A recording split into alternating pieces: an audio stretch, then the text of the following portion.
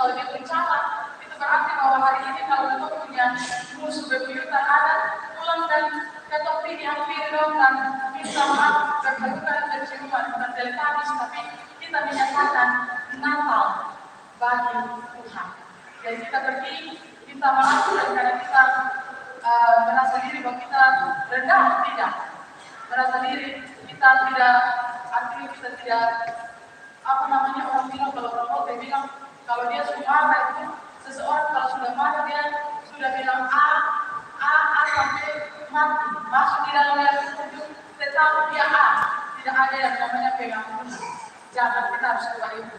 Dan yang kedua bahwa Natal itu menghadirkan damai sejahtera Allah di bumi ini, berarti karena Kristus datang untuk memulihkan hubungan kita kembali. Relasi kita yang sudah terputus dengan manusia, relasi kita yang sudah terputus dengan diri kita sendiri, kita bangun kembali dan kita sambungkan kembali. Damai sejahtera atau shalom, kita harus katakan. Kalau kamu bilang kan shalom, jangan kamu bilang shalom, tapi kamu hatinya luar biasa. Begitu dia jalan kita begini, atau mulai begini. Padahal kata sudah menyatakan shalom itu ada dari mulut kita. Kata shalom itu saja berarti damai sejahtera. Kita menyatakan shalom, tapi kata hati tidak shalom terhadap orang yang kita bersama. Itu berarti bahwa damai sejahtera tidak ada dalam hati. Hidup tanpa permusuhan dan konflik itu yang betul. Ketegangan, sukacita, kelimpahan hidup itu yang benar. Permusuhan itu tidak ada.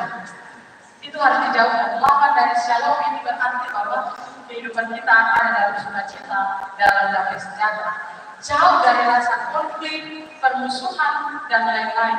Ketiadaan sukacita dan ketegangan tidak ada. Shalom lawan kata dari semua.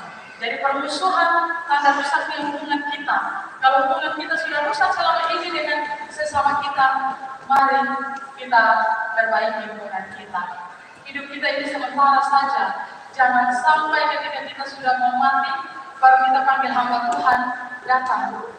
Mama, beta mengaku, beta ada musuh yang satu orang. Kemudian baru kita orang timur bilang kita naketi dengan sesama kita, naketi dengan Tuhan. Itu sudah terlambat. Kalau semua masuk di dalam itu baru pengakuan itu sudah lama gitu. Jadi kita harus perbaiki. Dosa tidak saja merusak atau punya hubungan dengan sesama, tetapi juga merusak punya hubungan dengan Tuhan. Jadi mari kita pakai momen Natal ini untuk menghadirkan damai sejahtera di dalam kehidupan kita. Terlebih kita ada di dalam jemaat dunia, kita rubah suasana permusuhan kita menjadi suasana sukacita. Dan yang terakhir, bagaimana Natal itu harus membawa hidup kita ini berkenan di hadapan Tuhan. Jadi pemulihan yang dibawa Allah di dalam Yesus Kristus terjadi di antara manusia berkenan kepadanya. Sebagaimana firman Tuhan dan tema besar Natal tahun ini, saat Allah merendahkan diri, datang dalam Yesus dengan sendirinya bahwa hubungan kita sebagai manusia yang selama ini sudah terputus dengan Allah, dengan sesama kita, semuanya sudah dipulihkan. Namun tidak semua orang akan mengalami yang namanya pemulihan. Hanya orang-orang yang berkenan yang mengalami pemulihan. Jadi saat ini ketika ada orang-orang yang masih simpan dendam, itu tanda bahwa dia belum dipulihkan. Jadi dia harus mengalami pemulihan dulu. Bagaimana supaya kita berkenan kepada Allah, tidak lagi hidup dalam dosa. Kita tidak merusak hubungan dengan Tuhan sesama dengan Allah. Orang yang lembut hatinya karena dosa dan tidak mau berbalik kepada Allah, orang yang jatuh dalam dosa dan dia sadar bahwa dia berdosa, dia mau berbalik kepada Allah. Intinya, orang yang memilih jalan dari bertobat, itulah yang namanya hidup yang berkenan kepada Allah. Bapak Mama, kita kembali dalam kehidupan kita. Mari kita senantiasa berkomitmen kuat untuk hidup memuliakan Tuhan.